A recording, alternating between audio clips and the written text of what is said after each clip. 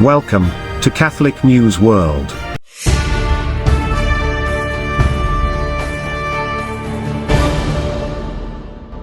Welcome to Catholic News World. Please subscribe to our channel. My name is Steph. Here are this week's breaking news headlines. Prayers have been answered, as 5 Catholic priests and a nun held hostage among 9 people in Cameroon are released. 9 hostages captured in an attack on the Church of Shang, in Cameroon, have been released as reported on the 24th of October 2022. Agenzia Fides reported, "We want to thank the freedom fighters of Ambazonia for having released us without paying any ransom," said one of the 9 hostages, in a video recorded at the time of the release. They were captured on September 16 in an attack on the Church of St. Mary in the village of Shang in the Anglophone region of southwest Cameroon. The release of the 9 people who had been detained for more than a month took place on Saturday, October 22. Bishop Aloysius Fondong Abangalo of Mamf confirmed the release of the hostages and thanked the faithful for their prayers, asking for a positive outcome. "I take this opportunity to once again condemn in the strongest possible terms the desecration of the Church and to point out the need to protect human dignity. Depriving our brothers and sisters of their freedom to obtain money at any price is inhumane. For those who make statements that fuel such actions, I believe it is time to rethink one's approach and ensure that the dignity of the human person is defended in every possible way." Bishop Abangalo refers to the devastation of St. Mary's Church that was taking place at the time of the attack. Equally significant is the reference to the ransom demanded by the kidnappers, the payment of which the Cameroonian Bishops' Conference expressly refused so as not to create dangerous precedents. A ransom that is said not to have been officially paid.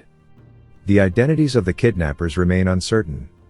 The short release video mentions the freedom fighters of Ambazonia. Ambazonia is the name of the unofficially recognized separatist state established in 2017, which comprises the 2 Anglophone regions of Cameroon, the Northwest and the Southwest. After a mass shooting in a U.S. high school leaves 3 dead, the Archbishop of St. Louis offers prayers and support, saying, "I urge all people of good will to join together in prayer."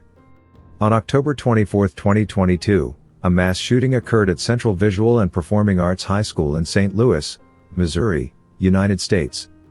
3 people were killed, including the attacker, and an additional 7 were injured. The gunman was identified as Orlando Harris, 19, a recent graduate of the school. His victims were a teenage girl named Alexandria Bell, age 15, and a health teacher, 61-year-old Jean Chka. Archbishop Mitchell Rosansky, of St. Louis, offered his prayers and support. He said, "Once again people in our city have experienced the tragic loss of lives and the trauma of a school shooting. I am holding our neighbors in the Central Visual and Performing Arts High School community in my prayers.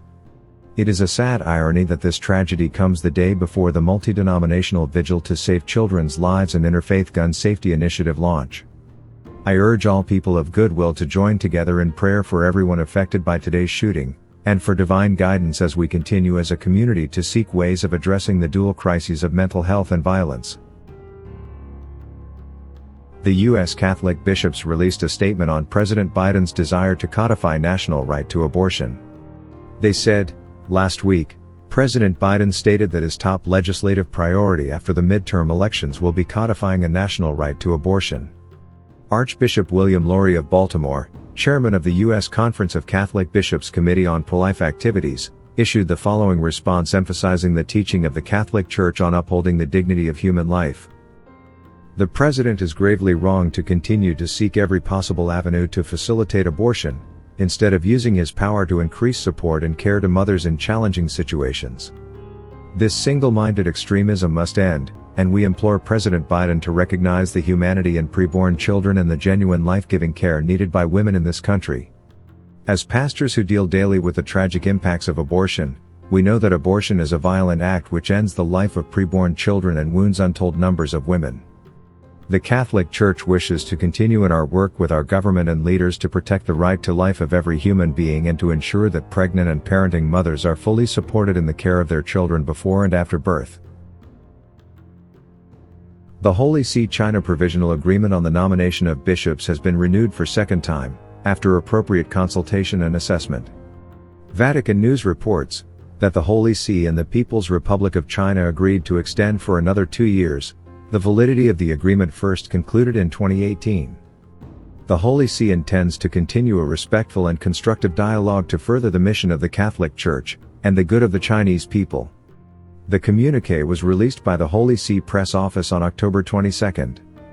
Cardinal Luis Tagle explained, "The agreement between the Holy See and the Chinese government signed in 2018 concerns the procedures for choosing and appointing Chinese bishops. This is a specific issue, which touches a crucial point in the life of the Catholic community in China.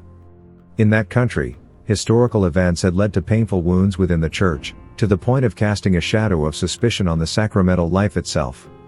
So there were things at stake that touched the intimate nature of the Church and her mission of salvation. With the agreement, attempts are made to ensure that Chinese Catholic bishops can exercise their episcopal task in full communion with the Pope. The reason for everything is to safeguard the valid apostolic succession and the sacramental nature of the Catholic Church in China. And this can reassure, comfort, and enliven baptized Catholics in China.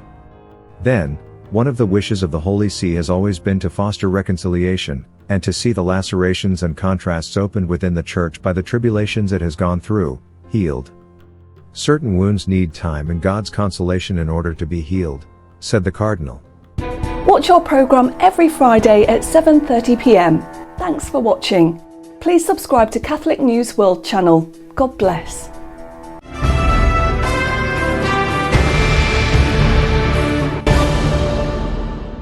Please subscribe to Catholic News World's YouTube channel.